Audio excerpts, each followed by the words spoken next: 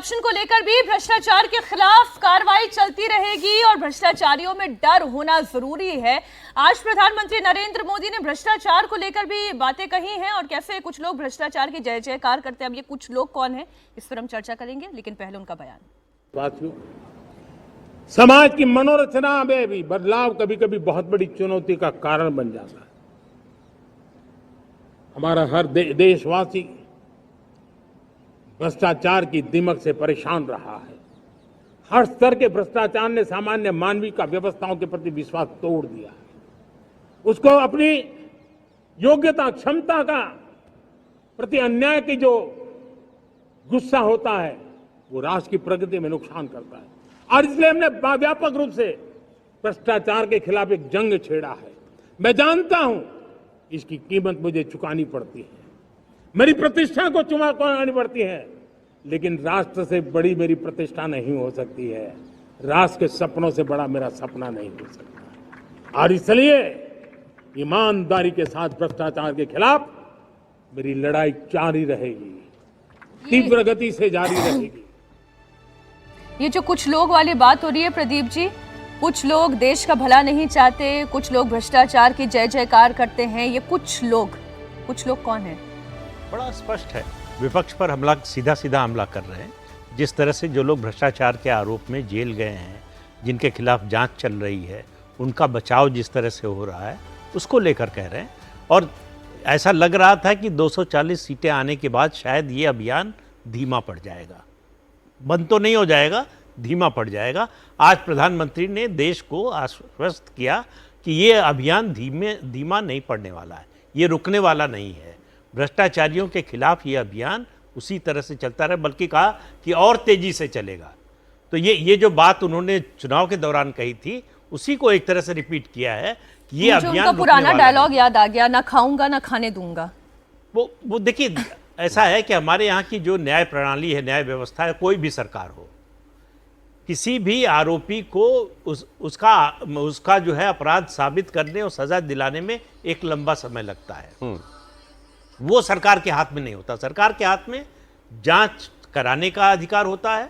जांच एजेंसी पर निर्भर करता है कि वो जांच कैसे करती है, कैसे सबूत जुटाती है, उसके आधार पर फैसला जो है अदालत। अब ये सर शराब घोटाले वाला जो मामला जो आप कह रहे हैं, मैं उसी पर आगे जोड़ रहा हूं कि भाई एजेंसी को लगा है करप्शन है, केस हुआ, आपने गिरफ्तार भी कर लिया, आदमी जेल में भी गया, मनीष सिसोदिया जेल गए, संजय सिंह जेल गए, अरविंद केजरीवाल जेल में है। अब आप देखिए न्याय प्रणाली का खेल देखिए कि जो आरोपी है वो लगातार डेट लेता गया कि मुकदमा शुरू ही न होने पाए। मुकदमा शुरू होने में देर होगी, सुप्रीम कोर्ट पहले ही कह चुका था कि अगर रीजनेबल टाइम फ्रेम में मुकदमा नहीं शुरू होता है तो हम बेल दे देंगे।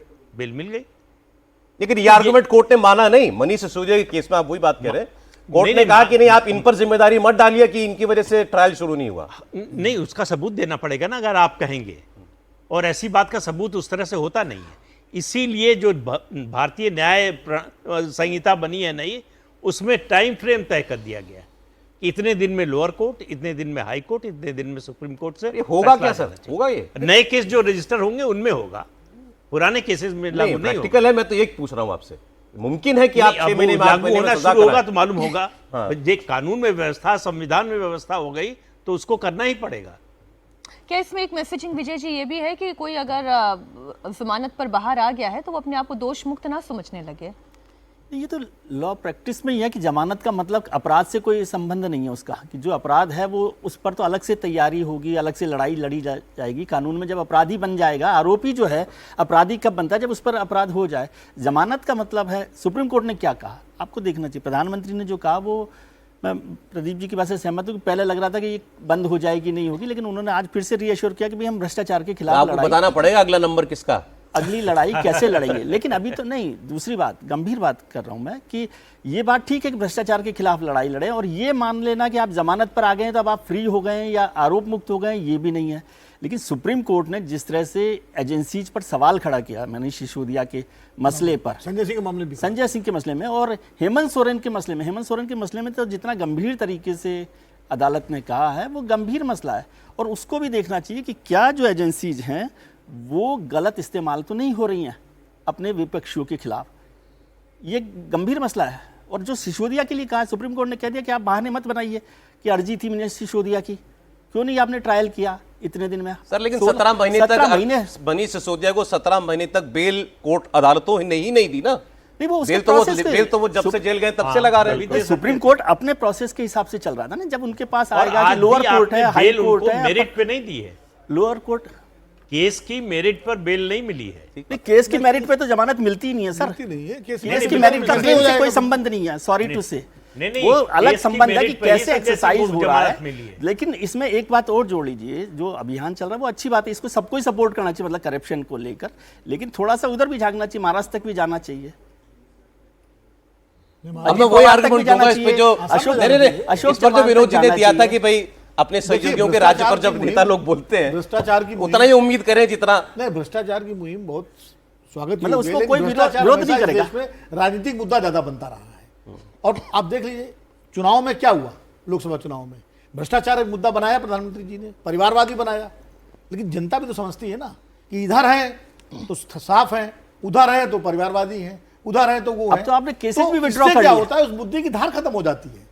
केसेस भी विड्रॉ कर लिया है बहुत सारे लोगों के खिलाफ। भाई अब आप आसाम करप्शन को जितना बड़ा वो इश्यू बनाना चाहते हैं देश में क्या बना पाए, और क्या इस सरकार का करप्शन पर काम जो है वो है एग्जाम्पलरी एक्सेप्शनल? अगर परसेप्शन के हिसाब से सौरभ देखें तो उसमें कमी जरूर आई है, इसमें कोई दो राय नहीं। कि जैसे उदाहरण के तौर पे आप देखें कि जब वित्त मंत्री निर्मला सीतारमन, ब्लैक मनी पे आपको याद होगा कि पिछले सेशन के दरमियान व्हाइट पेपर जब रखा गया था तो उसमें अशोक चौहान के मामले का, आदर्श घोटाले का जिक्र कर रहे हैं।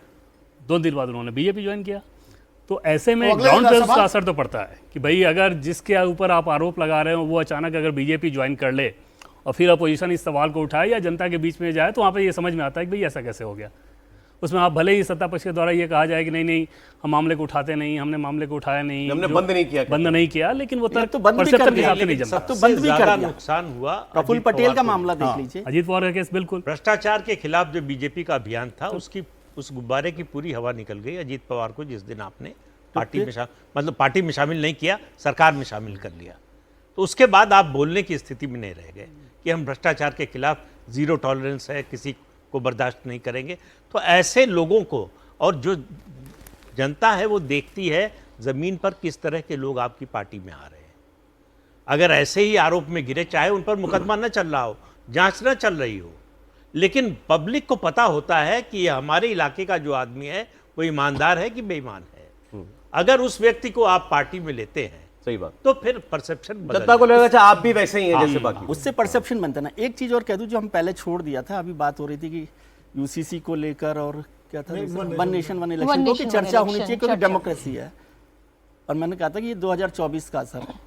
5 अगस्त 2019 याद कीजिए आप, याद है आपको क्या हुआ था 5 अगस्त 2019? बिल्कुल क्या हुआ था? 370 डेमोक्रेसी थी वो। सरकार को, सरकार के सहयोगियों को, सरकार में बैठे मंत्रियों को, संसद को, किसी को नहीं पता था कि क्या बिल लाया जा रहा है। और इतना बड़ा बिल जो हिंदुस्तान की सूरत को बदलने वाला कानूनी तौर पर वो बिल था। मैं उस बिल के खिलाफ नहीं हूँ, बिल के खिलाफ नहीं हूँ, लेकिन उस बिल पर क्या सरकार ने चर्चा की थी? ये ऑटोक्रेसी है, डेमोक्रेसी है? लेकिन क्या वो काम ऐसे, शायद वो काम ऐसे ही किया जा सकता है।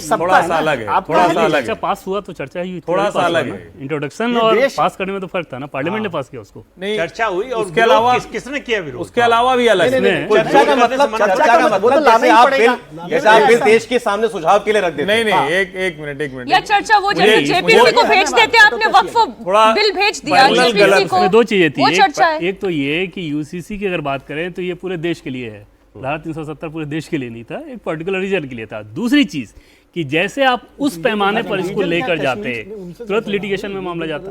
तो सरकार ने यह किया कि कैबिनेट, देश की चुनी हुई सरकार की कैबिनेट ने उसे पास किया, संसद ने उसे मंजूरी दी।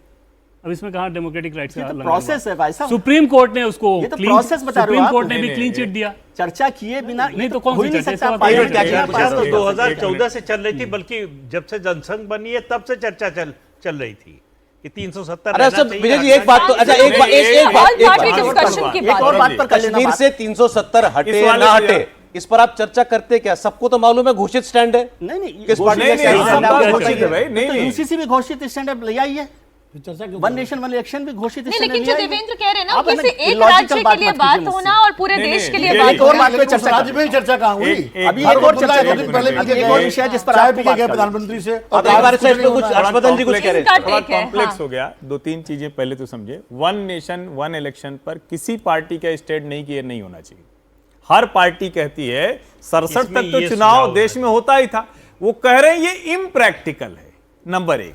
नंबर 2, ये जब यूसीसी है तो उसमें एक वर्ग को लंबे समय से सरकारों ने अपीज किया है, तुष्टीकरण किया, इसलिए उनको सहमत बनाने के लिए चर्चा कर रही है। अब आ जाइए 370 पे। 370 किसी की सहमति असहमति से नहीं लागू किया गया था। 370 को देश के प्रथम प्रधानमंत्री जवाहरलाल नेहरू ने लागू करते हुए कहा था, घिसते घिसते घिस जाएगा। उसको याद करिए। और उसमें 35A के साथ कैसे अनकॉन्स्टिट्यूशनली जोड़ा गया। और वहां जो लोग थे वो चर्चा वाले क्या कह रहे थे, एक तिरंगा उठाने वाला नहीं बचेगा। महबूबा मुफ्ती, शेख फारूक अब्दुल्ला क्या कह रहे थे, लाशें बिछ जाएंगी यहां। क्या हुआ? और दोनों के, एक होता है एग्जीक्यूटिव काम, एक होता है किसी को डेमोक्रेटिकली आपको सहमति असहमति बनानी। वहां किससे सहमति असहमति बनाते? हुर्रियत से सहमति बनाते। वहां किससे सहमति बनाते? अलगाववादियों के साथ अच्छा, बैठ के चले। बात करते।